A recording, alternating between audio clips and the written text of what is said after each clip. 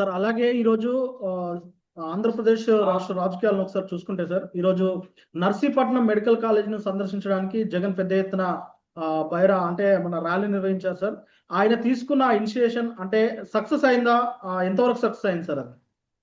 దానిపైన రాజకీయంగా సక్సెస్ రాము, రాజకీయంగా సక్సెస్ ఎక్కడ ఉండదు. కానీ జగన్మోహన్ రెడ్డి నిర్ణయం కారకులు ఎవరంటే వాళ్ళే గెలిగించి పెట్టుకున్నారు అంటున్నాడు. ఇప్పుడు నర్సీపట్నం ఎమ్మెల్యే అనకాపల్లి ఎమ్మెల్యే అయ్యన పాత్రుడు ఒక ఛాలెంజ్ చేసిండు. ఆయన స్పీకర్ పరిమితులు దాటి ఛాలెంజ్ చేసిండు.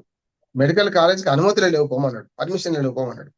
ఇది బిడ్డ పర్మిషన్ ఉంది చూసుకో అని చెప్పడానికి పోయిండు ఆయన. అంతేగా జగన్మోహన్ రెడ్డి గారు పోయింది ఎందుకు?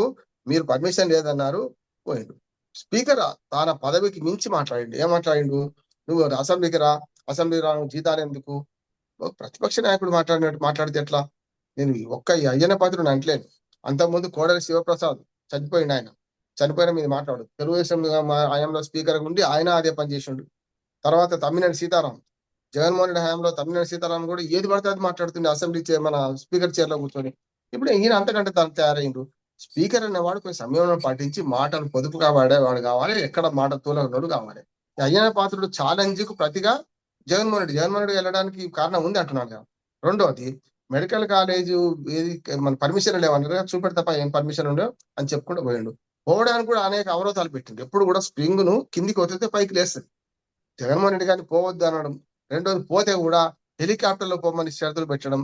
నేను రోడ్డు మార్గాన పోతా, విశాఖపట్నంలో దిగి రోడ్డు మార్గాన పోకపోతే ఎవడన్నా హెలికాప్టర్ పోతారా అంటే, కాదు నువ్వు గతంలో తిరిగినావు కదా, తాడేపల్లి మన ప్యాలెస్ నుంచి నువ్వు దగ్గరకు పోతే కూడా గుడివాడ పోతే కూడా హెలికాప్టర్ పోయినావు కదా అన్నారు. కాదంటలేదు, ఆయన ఇష్టం. ఒక ముఖ్యమంత్రిగా హెలికాప్టర్ వాడినా అన్నాడు. ఇప్పుడు ప్రతిపక్ష నాయకుడిగా హెలికాప్టర్ వాడేంత శక్తి ఉన్నా కూడా, ఏది డబ్బు ఉన్నా కూడా, ఆయన పోతా అన్న మార్గాన్ని మీరు అడ్డుకోవడానికి వీల్లేదు. ప్రజాస్వామ్యంగా నిరసన జరిగితే అడ్డుకోవడానికి వీల్లేదు. జనం సమీకరణ. అందుకనే ఆయన ఇవాళ పోవడంలో సక్సెస్ అన్సక్సెస్ కాదు. ఆయన వాళ్ళు రెచ్చగొడితే పోయి వాస్తవాలు చెప్పి వస్తున్నాడు. మంచిదే కదా. జగన్మోహన్ రెడ్డి పాత్ర ఈ విషయంలో స్పీకర్ రెచ్చగొట్టిన వల్ల పోయిండు. స్పీకర్ అంటే అక్కడ ఎమ్మెల్యే కూడా ఆయన కనుక పోయిండు.